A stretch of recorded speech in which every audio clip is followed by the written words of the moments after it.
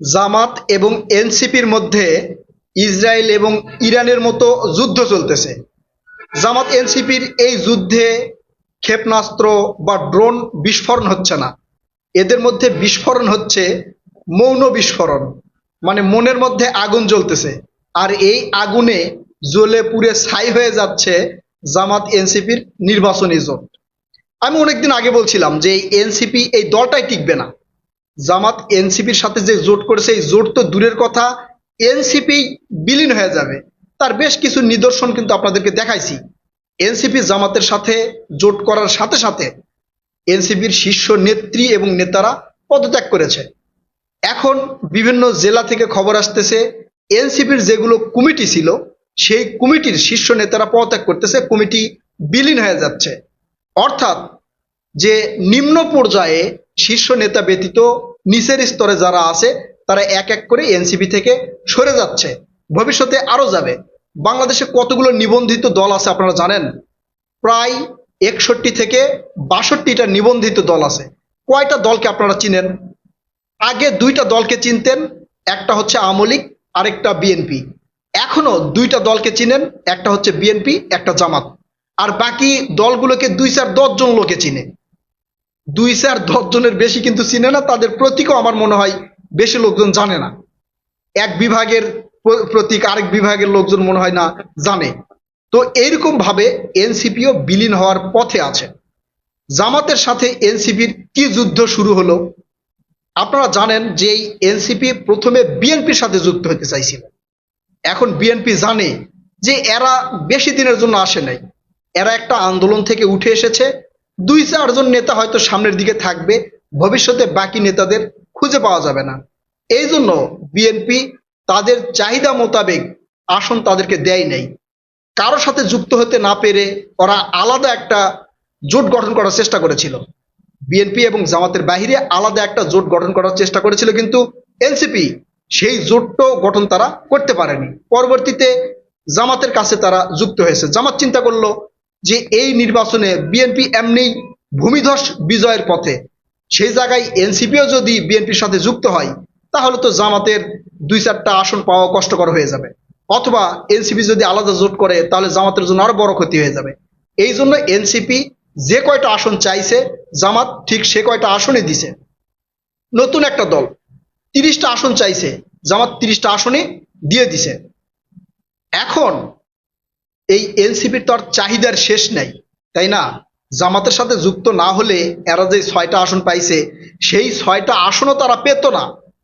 এটা আমার কথা না ভাই, বিভিন্ন বিশ্লেষক বলছে যে এরা এই 6টা আসনও পেত না, কারণ তারা যেখানে দাঁড়িয়েছে জামাতের কিছু সমর্থন আছে, সেই সমর্থন তাদেরকে সাপোর্ট করেছে, বিধায় এই কয়েকজন উঠে এসেছে, বিজয় হয়েছে তাদের। এখন এই এনসিপির চাহিদার শেষ নাই, এটা জামাত আর মেনে নিতে পারতেছে না। প্রত্যেকটা মানে পদক্ষেপে তাদের চাহিদা। কিছুদিন পরে দেখবেন তারা বলবে এই জামাত জোটের মধ্যে যে আমির সেটা এনসিপি থেকে দিতে হবে। এটা বলতে হয়তো বা তাদের দ্বিধাবোধ হবে না, এটা আমার ব্যক্তিগত কথা বললাম। এখন জামাতের কাছ থেকে এনসিপি কি চাইলো? আপনারা জানেন যে নির্বাচনে 30টি আসন চেয়েছিল, সেখান থেকে 30টি আসনই জামাত দিয়েছিল। এখন যে স্থানীয় সরকার নির্বাচনটা হবে, এই স্থানীয় সরকারের ঢাকার মেয়রগুলো পদে এনসিপিকে দিতে হবে এমন গুঞ্জন শোনা যাচ্ছে। সেটা জামাত দিবে না, জামাত সেটা দিবে না। এখন এটা জোটের ভিতরের গোপন কথা। জামাত যখন দিতে চায় নাই তখন এনসিপি বলেছে তারা স্থানীয় সরকার নির্বাচন বা মেয়র নির্বাচন তারা আলাদাভাবে করবে, জামাতের সাথে তারা থাকবে না বা জামাতের সাথে সমঝোতা করবে না।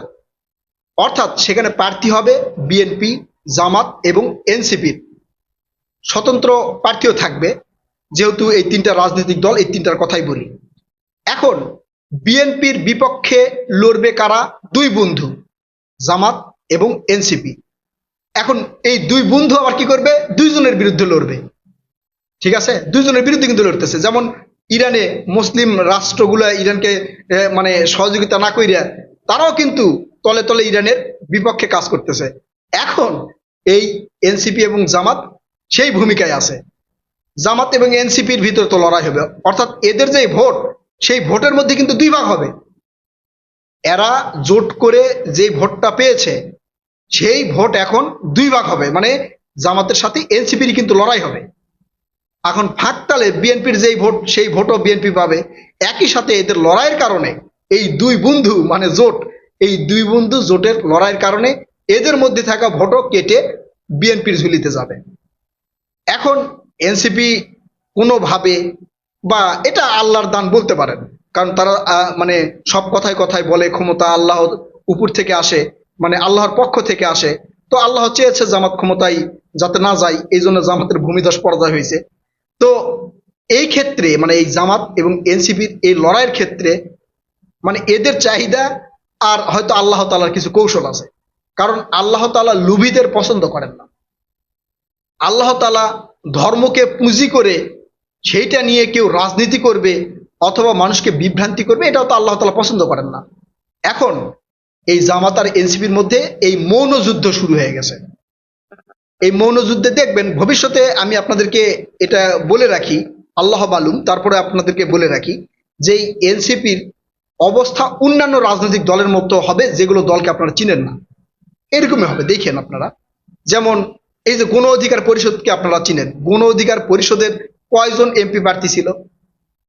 মানে ইয়ার সাথে জোট করে, বিএনপির সাথে জোট করে বিএনপি 2টা আসন দিতে চাইছে, সেটাতেও তারা রাজি হয়েছে। এর কারণটা হচ্ছে তারা জানে তাদের অস্তিত্ব বিলীন হয়ে যাবে যদি বিএনপি তাদেরকে সাপোর্ট না করে।